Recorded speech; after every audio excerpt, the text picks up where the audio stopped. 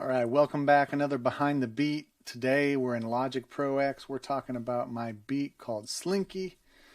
This is an all 6-string acoustic and a mandolin track on this one. So let's listen to the intro here. So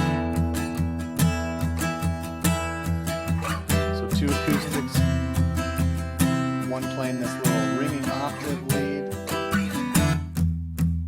one just playing palm muted chords to that.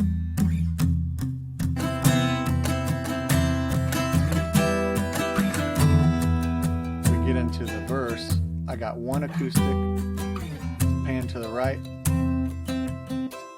and I have a mandolin.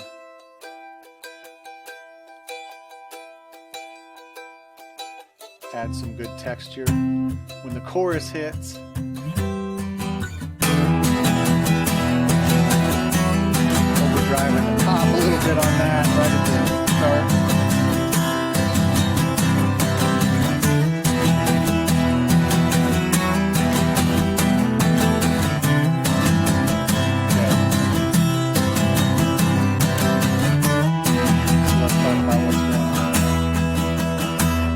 Acoustic that was playing in the intro, it's the same thing, it's just more open, heavily strung. Let's play that chorus again. When I get to the second guitar,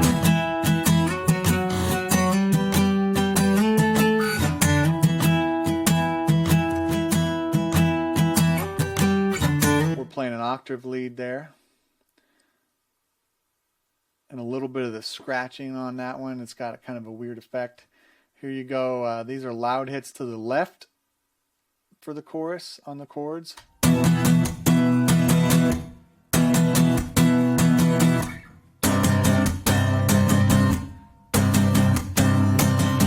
So some space between.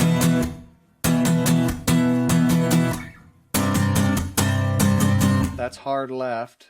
And I have a similar but slightly different voicing of that happening hard right.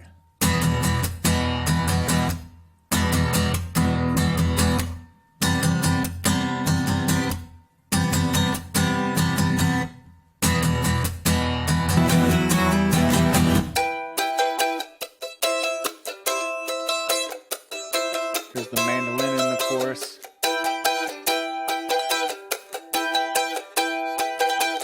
Just getting a little more syncopated there on the strumming. When we get to the second verse, same thing on the one acoustic.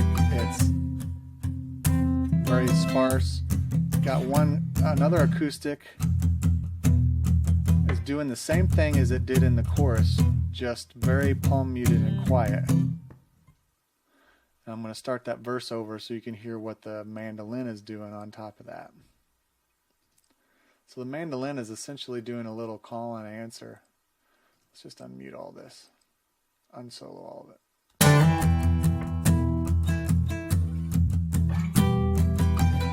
There's that mandolin.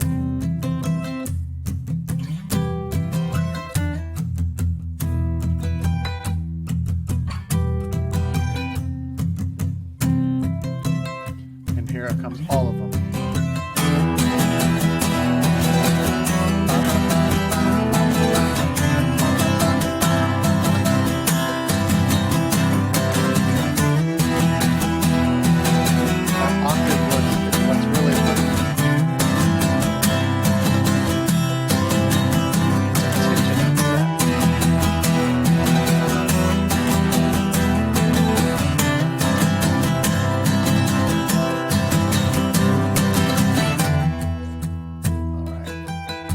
That's pretty much it for the session work here.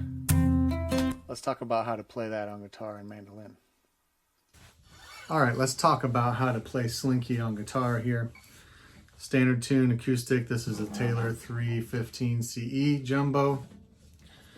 All the guitar tracks are played on this guitar, and then I have a Johnson mandolin, very inexpensive mandolin, but it gets the job done for what I need. That we'll play on a couple parts as well. So first off, we're going to play an octave, an E octave. So your index finger the 7th fret and your ring finger or pinky on the G string, 9th fret. Slide up to the 10 and 12, down to the 3 and 5. Up to the 10, 12, and then that last little pickup, I always start 5 and 7 and slide it up to 7 and 9.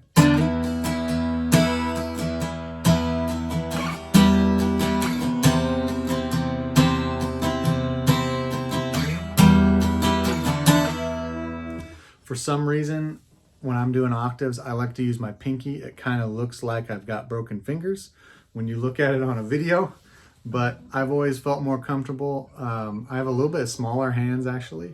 So for me to use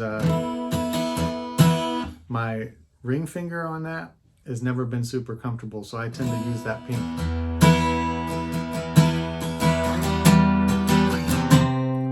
And go from there. So that's the main intro and verse. When it gets to the verse, I'm just palm muting it. So you're putting your palm and the side of your palm and some of your wrist right above the saddle of the bridge.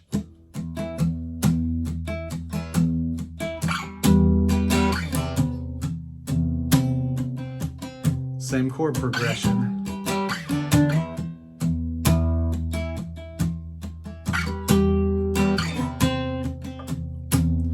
When it gets to the chorus, it opens up.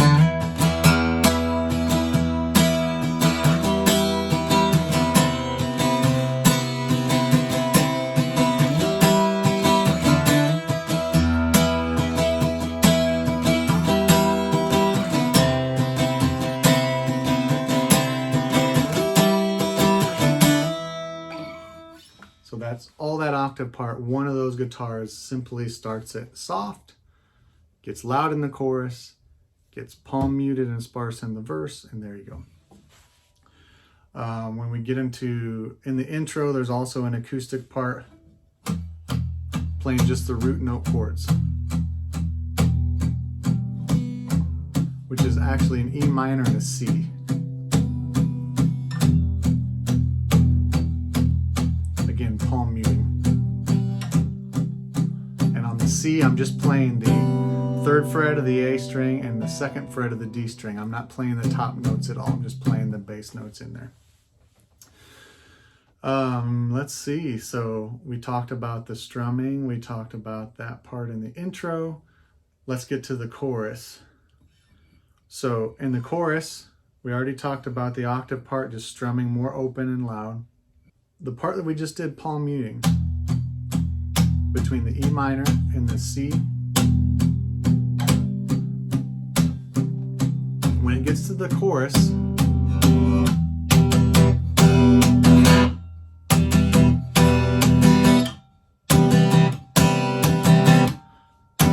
I'm playing more of the high strings here than I was in the verse.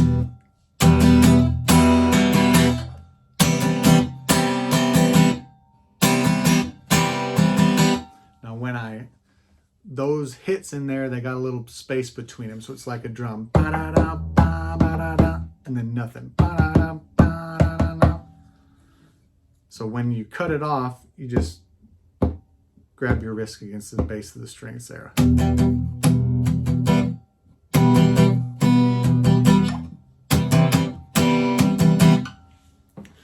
The other one is more of a power chord. So you play like a E power chord up here, but I also play on the 7th fret, so I kind of bar across. So on the low E string, you're actually playing what would be a B. So it adds, it's almost like playing on a drop D guitar. Then you slide down to the C.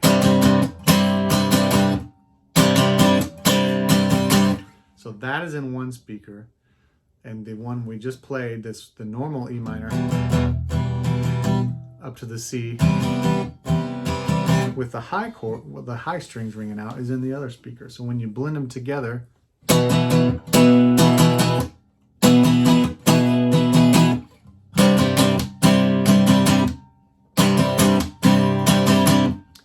starts to get a pretty cool effect. You hear that in the session that we just went over.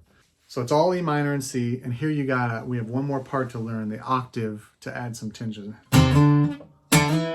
So that octave part is always going to go from the 5th and 7th, slide it up to the 7th and 9th, slide it up 2 more frets to the 9th and 11th, and 1 more to the 10th and 12th, and the 12th and 14th at the top. And then we'll land on the 3rd and 5th. So watch this in real time. So we'll go. And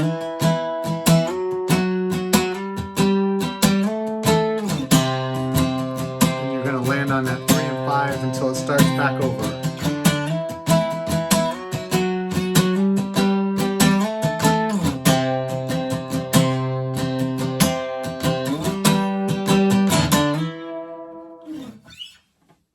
All right, so that's your lead octave part. Let's talk about the mandolin now.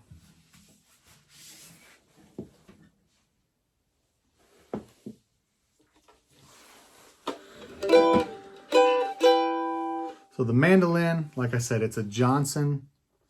This is a cheapo mandolin. I think back in the day, Musician's Friend, they were doing like a 6-string acoustic for $100 and you got a free mandolin. That's how I acquired this thing. That 6 string's long gone, but the mandolin's always been fun to play around with, and been putting it on some tracks in the studio. So E minor on a mandolin, you're essentially barring across the top 3 strings with your 2nd fret, and you're putting your ring finger on the 3rd fret of the top string. So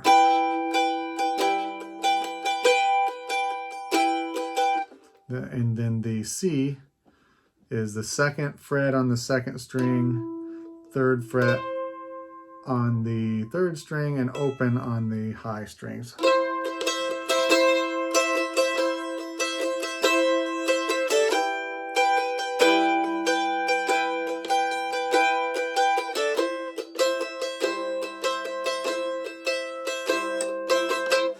I'm not a mandolin player, I'm a guitar player with fat, short fingers, but you know, for a little bit of texture, it works.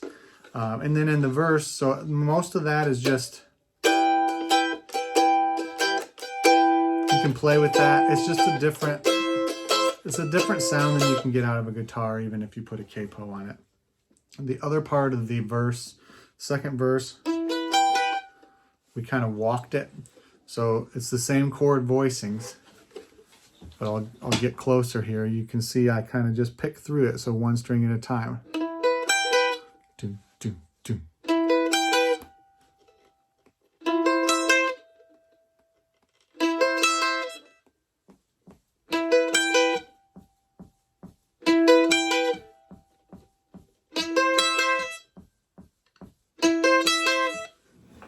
There you have it. This thing was, I think, free with a $100 guitar. Probably 20 years ago, and I've hung on to it, and starting to make it on some recordings. So that is Slinky in a nutshell. Hope you've enjoyed it, and let me know what you're writing to that one. Let me know if you're strumming along to it. You can drop me a comment, send me a video of yourself playing along with this thing. I'd love to hear it. Hope these help you, show you a little insight in the background of how I build up my tracks and a little bit of how to play. Have a good one.